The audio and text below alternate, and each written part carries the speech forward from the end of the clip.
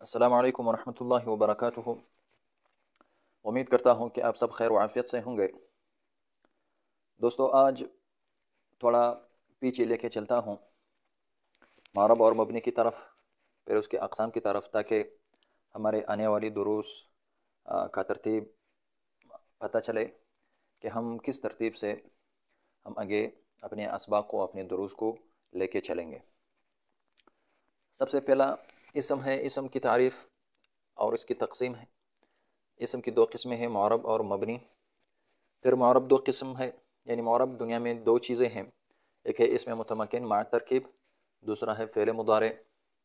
اور مبنی بھی دو قسم پر ہے، مبنی الاصل اور مبنی بالتبع۔ مبنی الاصل میں چار چیزیں آتی ہیں، ماضی ہے، امر ہے، جملہ من حیث الجملہ، اور تمام کے تمام حروف۔ اور مبنی بالتبع میں اس میں غیر متمکن اور اس میں متمکن جب ترکیب میں واقع نہ ہو، یعنی بغیر ترکیب۔ اسی طرح نون جمع مؤنث اور نون تاکید ثقیلہ و خفیفہ، یہ مبنی کے اقسام ہیں۔ تو ہم نے اس میں غیر متمکن کے اقسام پڑھے ہیں، مضمرات، اسماء اشارات، موصولات وغیرہ۔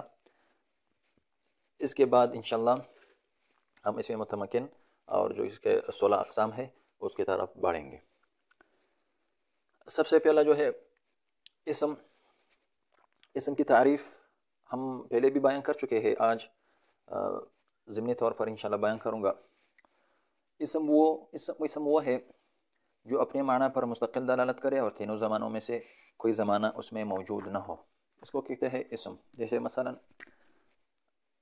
زید، کتاب، قلم وغیرہ، جو اپنے معنی پر خود دلالت کرے اور تینوں زمانوں میں سے ان میں کوئی زمانہ بھی موجود نہ ہو، اس کو ہم اسم کہتے ہیں۔ زید، کتاب، قلم، یہ اپنے معنی پر خود مستقل دلالت کرتا ہے اور اپنے معنی میں تینوں زمانوں میں سے اس کے اندر کوئی زمانہ بھی نہیں ہے، اس کو اسم کہتے ہیں۔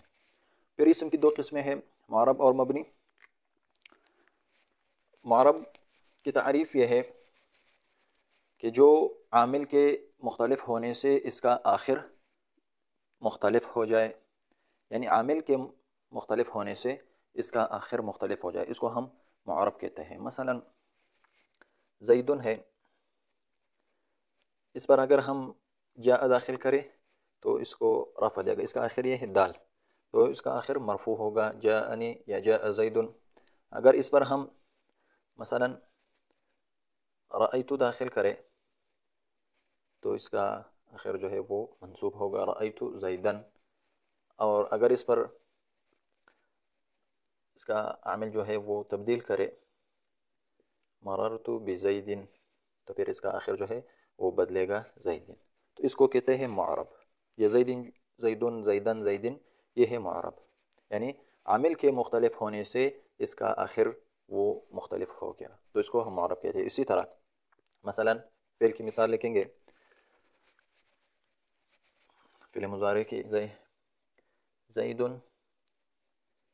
یقوم، یہاں اس کا آخر یہ ہے زید یقوم، اور اس پر اگر ہم لن داخل کریں، لن یقوم،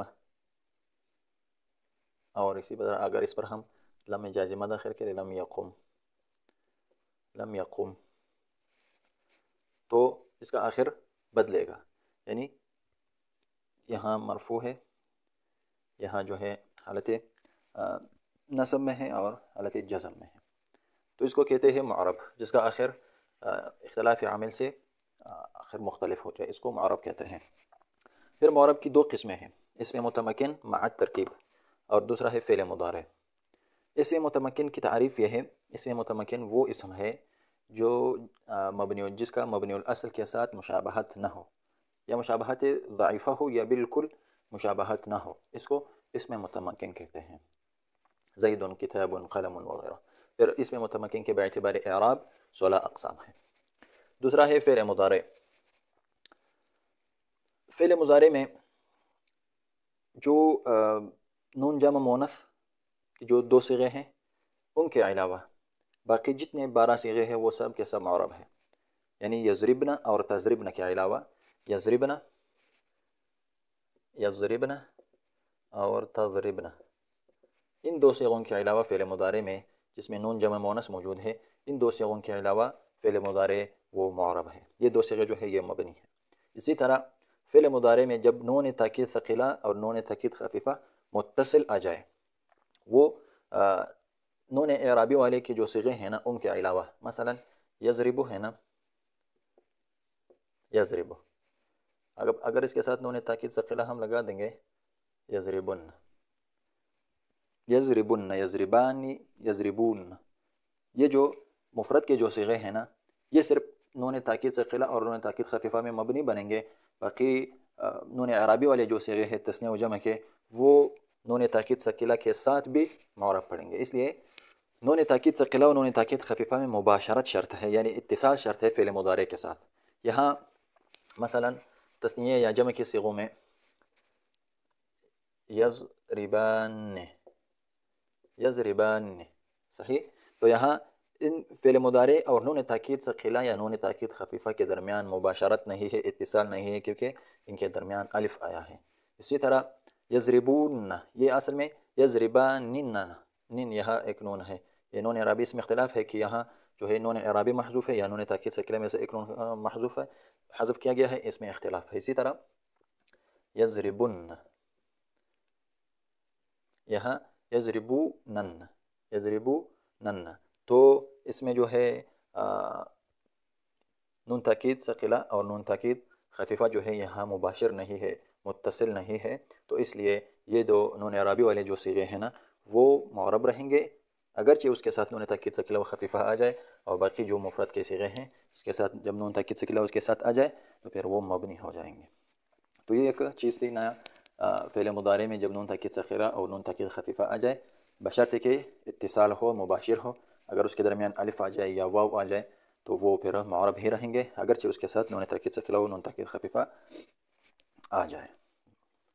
दूसरी बात इसमें यह है कि ये फ़िल मुदारे मुअरब क्यों है, यानी ये तो फ़िल है ना, तो फ़िल मुदारे मुअरब क्यों है? ये इसलिए कि मुदारे बमाना शाबह, ज़रअ बमाना शाबह, ये मुशाबह है इसमें फ़ाइल के साथ। मसलन यज़रिबु है, ये मुशाबह है इसमें फ़ाइल के साथ। किस चीज़ में मुशाबह है? हरूफ में, हरकत में और सकनात में। यानी फ़िल मुदारे के अंदर 4 हरूफ है, या, ज़ाद, रा, बा। इसी तरह इसमें फ़ाइल के अंदर भी 4 हरूफ है, ज़ाद, अलिफ, रा, बा। हरूफ और सकनात में मुशाबह है फिर इसमें फ़ाइल के साथ। वो इस तरह के यहाँ जो है अवल मफ्तूह है तो ज़ारिबुन में अवल मफ्तूह है, दूसरा इसमें साकिन है तो इसमें फ़ाइल में भी साकिन है, तीसरा इसमें मकसूर है, यहाँ भी ज़ारिबुन इसमें मकसूर है, और चौथा जो है यहाँ मरफू है तो ये भी मरफू है। तो फ़िल मुज़ारे इस मुशाबहत की वजह से, इसमें फ़ाइल के साथ मुशाबहत की वजह से वो मुअरब में दाखिल हो गए, और बाकी जो फ़िल माजी है या अमर है या बाकी जो अफ़आल है ये इसमें मुशाबहत नहीं है इसमें फ़ाइल के साथ, तो लिहाजा वो मबनी में चले गए और फ़िल मुदारे इस मुशाबहत की वजह से मुअरब में आ गए। इसके बाद है मबनी। मबनी की तारीफ़ ये है कि जिसके आमिल के मुख्तलिफ होने से इसका आखिर मुख्तलिफ ना हो जाए। जैसे जअउलाई है, यहाँ अगर इस पर हालत फ़ाइल जा दाखिल करे या रअयतु, इसी तरह या मररतु, तीनों हालतों में एक ही हालत में रहेगा। जाअ हाउलाई, रअयतु हाउलाई, मररतु बिहाउलाई, तीनों हालतों में इसी अपनी हालत पर रहेगा। इसको कहते हैं मबनी, अपने हालत पर बरकरार रहना, इसको मबनी कहते हैं। फिर मबनी की 2 किस्में हैं, मबनी असल, मबनी बित्तबा।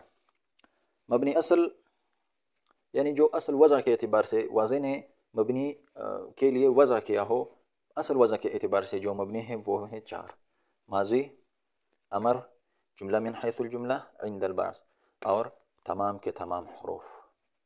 ये असल वज़ा के एतबार से मबनी के लिए वज़ा किया है इन चारों को, इसको इसलिए मबनीउल असल कहते हैं। दूसरा है मबनी, दूसरी किस्म मबनी बित्तबा।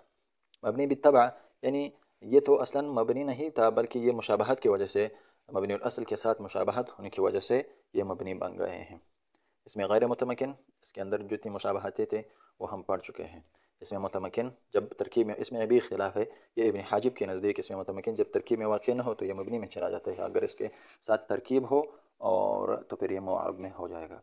और तीसरा है नून जमे मोनस और नून ताकीद सकीला व खफीफ़ा, जब फ़िल मुज़ारे के साथ मुत्तसिल आ जाए तो फिर ये मबनी रहेगा, मबनी बित्तबा में शामिल होगा।